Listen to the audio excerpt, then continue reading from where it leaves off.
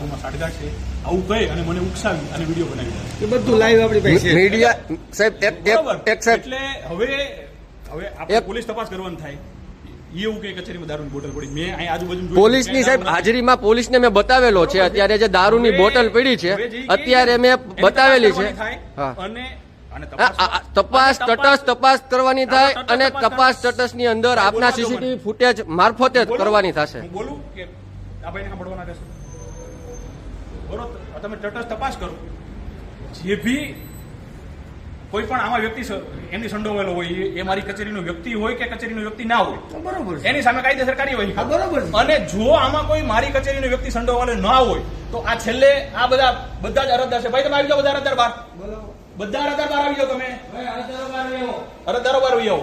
છેલ્લા 1.5 કલાકથી આ અરજદારોનું કામ ઉભું રહી ગયું છે. એટલે જો મારી કચેરીનો કોઈ બી કર્મચારી આમાં સામેલ નહીં હોય તો આ બંને વ્યક્તિઓ સામે ફરજમાં રૂકાવટનો ગુનો દાખલ કરવાનો. સાહેબ અહીંયા તમે તુકરા ઉકરા કરે કેવો છો ને ફલાણો ઢીકણો તમે તો બધું થાય લીગલી ફરિયાદ બધી થાય જ.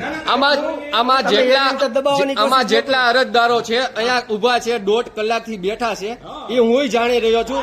અડધી કલાકથી આ સાહેબ આવ્યા છે. આ બધા સાહેબો 1.5 કલાકથી જમવા ગયા હતા, કોક પાપા પગલી કરવા ગયા હતા, કોક અધિકારીઓ બહાર ગયા હતા. તે દરમિયાન આ જેટલા અહીંયા અરજદાર ઉભા છે ભાઈ કેટલી કલાકથી તમે બેઠા છો અને કેટલી કલાકથી તમને આ લોકો દ્વારા કઈ સૂચનાઓ આપવામાં આવી કઈ નહીં અત્યારે બધા ઓફિસરો હતા જ અંદર, બધા ઓફિસરો અંદર જ હાજર જ હતા છતાં અરજદારોને હેરાન કરવામાં આવે છે. અરજદારોને હેરાન કરી અને જે આરટીઓ ના એજન્ટ છે એના કામ તરત કરવામાં આવે છે. આરટીઓ ના એજન્ટોના જેટલા બિલ લીધા છે એ મારી પાસે વિડીયો પ્રૂફ સાથે છે. તમે ભાઈ આ જેટલા બધા ઉભા છો કેટલી વારથી ઉભા છો? આમાં અમુક જે મેન એના હોદ્દેદારો છે જે આરટીઓ એજન્ટ છે સીધા આવીને ચેમ્બરમાં ઘરી જાય તમે નથી જોતા? તમારા કામ કેટલી વારથી અટકાવેલા છે? ખોટા આક્ષેપો કરી અને બીજાને બદનામ કરવાના ધંધા આરટીઓ ની અંદર ગોરખ ધંધાઓ ચાલે છે.